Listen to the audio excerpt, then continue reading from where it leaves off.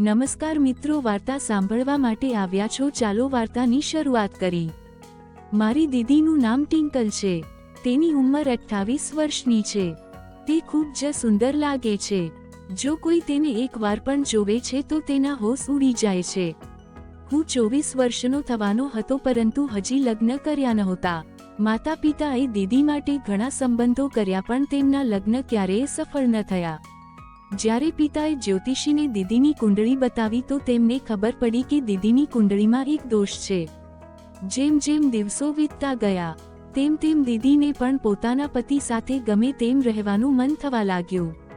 લગ્ન પહેલા એવું ન થઈ શક્યું। એક દિવસ મેં મારી દીદીને જોઈને તેની પાસે જઈને કહ્યું, દીદી તમને મમ્મી કહે છે।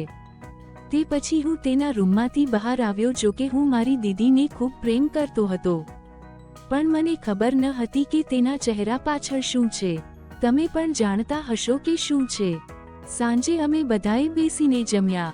પછી મારી દીદી મને કેટલાક સંકેતો આપી રહી હતી, પરંતુ જ્યારે મેં જમવાનું સમાપ્ત કર્યું ત્યારે હું તેના શબ્દો સમજી શક્યો નહીં।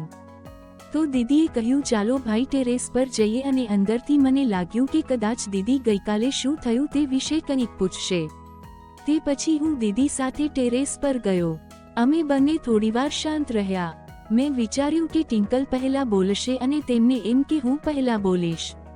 પછી મેં પૂછ્યું, ટિંકલ તમે મને ટેરેસ પર કેમ લાવ્યા છો? ત્યારે ટિંકલ એકદમ ધીમા અવાજે કહ્યું, તમે મને આમ કરતા જોયા છે। મેં કહ્યું, ત્યારે મેં આવું ક્યારેય જોયું નથી। ટિંકલે કહ્યું, હું બધું જાણું છું, તમે ખોટું બોલો છો। દીદી વારંવાર મને તેના વિશે પૂછતા હતા, તો મેં જવાબ આપ્યો, દીદી મેં તે જોયું છે, પણ મને એક વાત કહો, તું આવું કેમ કરે છે? તો ટિંકલે મારો હાથ પકડ્યો।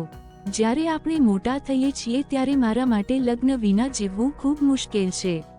મેં કહ્યું, દીદી એક દિવસ તમારા લગ્ન થશે, તો તમે તમારો સમય કેમ બગાડો છો?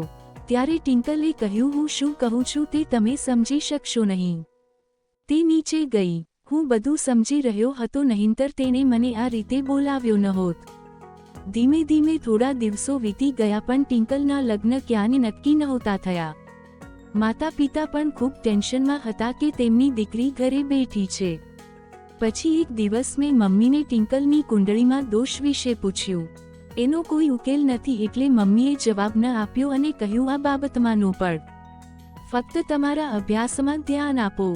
મારી માતાની વાત પરથી લાગતું હતું કે એનો ઉકેલ સરળ નથી, તેથી હું એ વિશે જાણવા જ્યોતિષ પાસે ગયો, જેમણે મારી દીદીની કુંડળી જોઈ છે। તેની પાસેથી જ્યારે મેં તેનો ઉપાય પૂછ્યો તો એ ઉપાય સાંભળીને હું ચોંકી ગયો, કે કારણ કે તેમનો પહેલો વર માત્ર 2 દિવસ પછી જ આ દુનિયામાંથી ચાલ્યો જશે। ત્યારબાદ બીજા લગ્ન થઈ શકે છે। હવે દીદી માટે સૌથી મોટી વાત શું હતી કે તે જેની સાથે લગ્ન કરવા જઈ રહી છે તે 2 દિવસમાં જ છોડી દેશે। આટલું મોટું પાપ કોણ કરશે? એક રસ્તો છે, મને એવો રસ્તો કહો કે જે કોઈ માટે જોખમી ન હોય। તો તેણે કહ્યું, એક રસ્તો છે। તે પોતાનું વાક્ય પૂરું કરે તે પહેલા જ તેની તબિયત ખરાબ થઈ ગઈ અને તેને હોસ્પિટલ લઈ ગયો। તે પછી હું ઘરે પાછો ફર્યો। જ્યારે હું ઘરે આવ્યો ત્યારે મેં જોયું કે માતા પિતા એકદમ અલગ દેખાતા હતા। મેં મમ્મીને પૂછ્યું, શું વાત છે? તમે લોકો ખૂબ જ ખુશ દેખાઈ રહ્યા છો। તો પપ્પા મને કહે, દીકરા તમારી દીદીના લગ્ન નક્કી થઈ ગયા છે। મેં કહ્યું, તમને જ્યોતિષીનું નિવેદન યાદ છે કે છોકરો દીદી સાથે લગ્ન કરશે? તે લગ્નના 2 દિવસ પછી મૃત્યુ પામશે। મમ્મીએ કહ્યું, હવે અમારી પાસે બીજો કોઈ વિકલ્પ નથી। એ પછી અમે તેના ફરી લગ્ન કરીશું, પણ માં છોકરાના પરિવારનું શું થશે? પિતાએ કહ્યું, હા દીકરા, તારી વાત સાચી છે। અમે ફક્ત અમારી દીકરી વિશે જ વિચારીએ છીએ, છોકરા વિશે નહીં। મેં પાછા કહ્યું કે ઓછા ઠંડા મગજવાળા વ્યક્તિ ચોક્કસપણે બહાર આવશે। તે પછી હું ટિંકલના રૂમમાં ગયો। જ્યારે હું રૂમની બહાર હતો ત્યારે મને બીજા રૂમમાંથી અવાજ આવતો સંભળાયો। પછી હું ધીમે ધીમે દરવાજા પાસે ગયો અને જોયું કે દરવાજો અંદરથી બંધ હતો। પછી હું છત પર ગયો, કારણ કે ટિંકલના રૂમમાં ઉપર એક બારી હતી।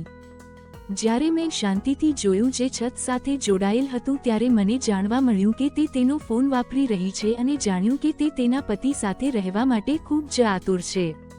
તે મને તેના પતિ તરીકે સ્વીકારવા માંગતી હતી, પરંતુ તેની વાસ્તવિક દીદી હોવાને કારણે હું તેને અટકાવતો હતો।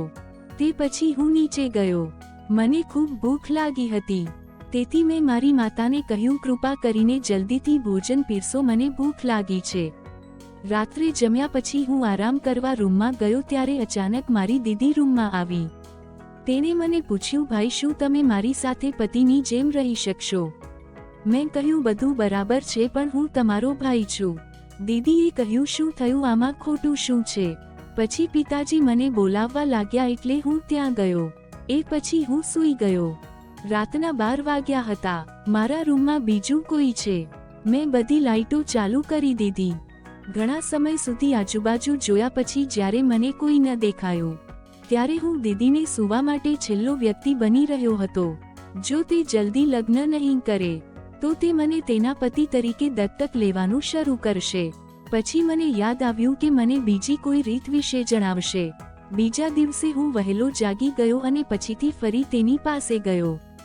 મેં તેની સુખાકારી વિશે પૂછ્યું. તે સંપૂર્ણ સ્વસ્થ છે. મેં કહ્યું, પંડિતજી, તમે થોડા દિવસો પહેલા મારી દીદી વિશે મને કોઈ ઉપાય જણાવવા જઈ રહ્યા હતા. પંડિતજીએ કહ્યું, હા, હું કહેતો હતો કે તમારી દીદી પર કોઈ પડછાયો છે. તે તેના લગ્નમાં બાધા પાડે છે. મેં કહ્યું, પંડિતજી, કૃપા કરીને મને આનો કોઈ ઉપાય જણાવો. તો પંડિતજીએ કહ્યું, હું કાલે તમારા ઘરે આવીશ. તારે મોટી પૂજા કરવી પડશે. તો જ તારી દીદીનો મામલો ઉકેલાશે. હું તને પૂજા માટે જરૂરી વસ્તુઓ આપીશ. હું તેના માટે એક કાગળ બનાવીને તમને આપીશ. આવતીકાલે મારા આવવા પહેલા તમારા માતા પિતાને કહો કે બધી તૈયારી કરી લે. તે પછી હું ઘરે ગયો અને જ્યારે મેં પપ્પાને બધી વાત કહી તો તેણે કહ્યું, આ જાણીને મને ખૂબ આનંદ થયો. તમે ઘરની જરૂરિયાતો વિશે પણ ચિંતિત છો. તે પછી અમે બીજા દિવસે પૂજાની બધી વ્યવસ્થા કરી દીધી. પછી પંડિતજી આવ્યા અને સારી રીતે પૂજા કરીને ચાલ્યા ગયા. પણ મને ખબર ન પડી. પણ હું ખુશ હતો કે હવે મારી દીદીના લગ્ન થશે, કારણ કે પંડિતજીએ કહ્યું હતું કે તેઓ જલ્દી લગ્ન કરશે. પંડિતજીની વાત સાચી પડી. જ્યાં પિતાએ બહેનના સંબંધની વાત શરૂ કરી ત્યાંથી એક ફોન આવ્યો. પિતાએ તેમની સાથે લગભગ 1 કલાક વાત કરી, ત્યારબાદ ફોન મૂકી દીધો. પિતાએ કહ્યું કે તેઓ લગ્ન માટે રાજી થઈ ગયા છે. અમે બધા ખૂબ ખુશ થવા લાગ્યા. આવી જ વાર્તા સાંભળવા માટે ચેનલને સબસ્ક્રાઇબ કરજો દોસ્તો. ધન્યવાદ.